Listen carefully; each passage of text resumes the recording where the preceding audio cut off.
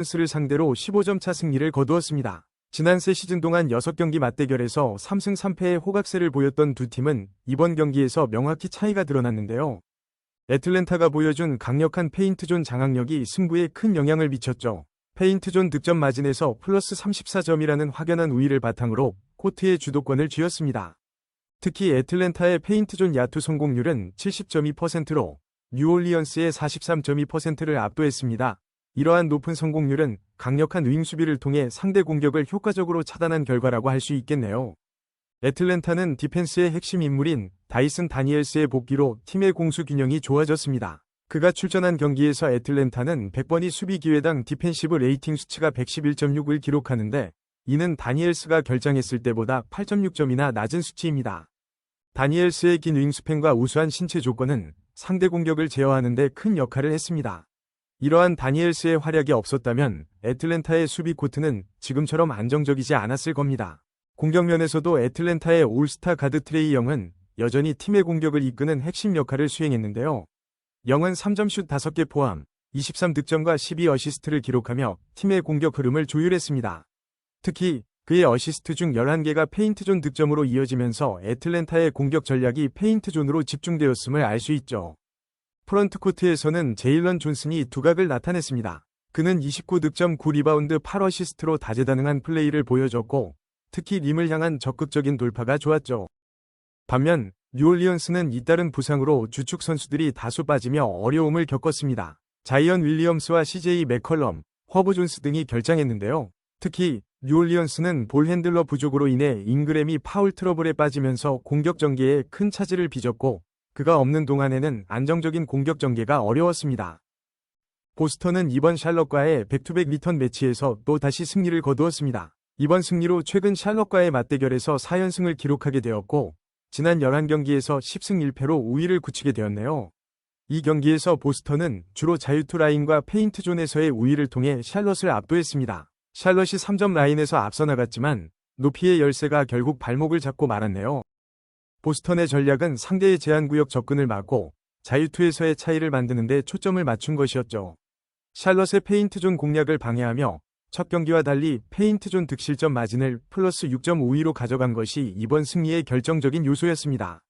특히 보스턴은 루크 코넷의 활약으로 상대의 높이에 대한 열세를 무력화했는데요.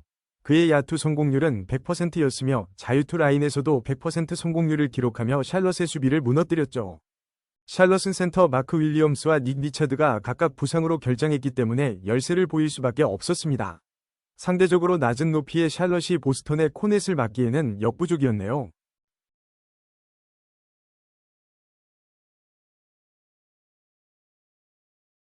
공격에서는 제이슨 테이텀이 중심을 잡았습니다. 그는 29득점과 7리바운드, 자유투 14개를 성공시키며 보스턴의 공격 흐름을 주도했습니다. 보스턴은 첫 경기에서 자유투로 23개 차이를 벌렸고 이번 경기에서도 19개 차이를 기록하며 자유투에서 확실한 우위를 점했죠. 샬럿의 파울이 잦아질수록 보스턴은 이를 득점으로 연결시키며 경기를 유리하게 이끌어갔습니다. 또한 식스맨 페이튼 프리차드가 보스턴의 벤치에서 중요한 역할을 수행했습니다. 그는 3점슛 6개를 포함해 22득점을 올리며 샬럿의 수비를 흔들었죠. 그의 3점 라인 오픈 스팟 기동력은 샬럿의 리커버리 수비를 압도하며 중요한 득점 기회를 만들어냈습니다. 이번 시즌 그의 3점슛 성공률은 43.9%로 동부 컨퍼런스 식스맨 기준 최고 수준입니다. 반면 샬럿의 라멜로 볼은 본인 3점슛 6개를 포함해 36득점, 6어시스트로 활약했으나 다른 센터 포지션의 부재로 인해 림을 지키기에는 역부족이었죠. 그랜트 윌리엄스와 무사 디아바테에게 림 보호를 기대하는 건 너무 어려운 일이었습니다. 양팀의 맞대결 결과를 보면 보스턴이 6승 4패로 앞서고 있습니다. 하지만 애틀랜타의 홈에서는 애틀이 3승 2패로 좋았죠. 지난 시즌에도 애틀랜타는 보스턴을 상대로 홈에서 2경기 모두 잡아냈습니다. 홈에서의 2경기는 제가 살펴보니 그때 트레이 영이 출전하지 않았었네요. 플레이어 뉴스를 보면 제일런 브라운이 아웃된 상황입니다. 디안드레 헌터, 보그단 보그다노비치, 다이슨 다니엘스, 비트 크레이치 등 애틀랜타도 부상자가 많은 상황이죠. 하지만 직전 경기 애틀랜타는 디안드레 헌터가 복귀했었죠. 애틀랜타는 이번 시즌 다이슨 데니얼스가 코트 위에 있을 때 100번이 수비 기회에서 실점 기대치를 의미하는 디펜시브 레이팅 수치 111.6, 없을 때는 120.1을 기록 중입니다. 보스턴은 올 시즌 역대 맞대결에서 압도적인 팀들과의 매치업에서는 대승을 하는 모습을 여러 번 보여주었습니다. 하지만 리그 맞대결에서 인디애나와는 비슷한 전적이었는데 지난번에 연장 가서 지고 말았죠. 보스턴 이번 경기도 제일런 브라인이 안 나오고 루크 코넷이나 프리차드가 선발로 나올 것 같습니다. 리그에서 3점 제일 많이 던지고 있는 보스턴이 최근 3경기 3점슛 야투율이 약간 떨어지는 모습을 보이고 있습니다. 보스턴 벤치도 프리차드 제외 리스크가 있는 벤치입니다.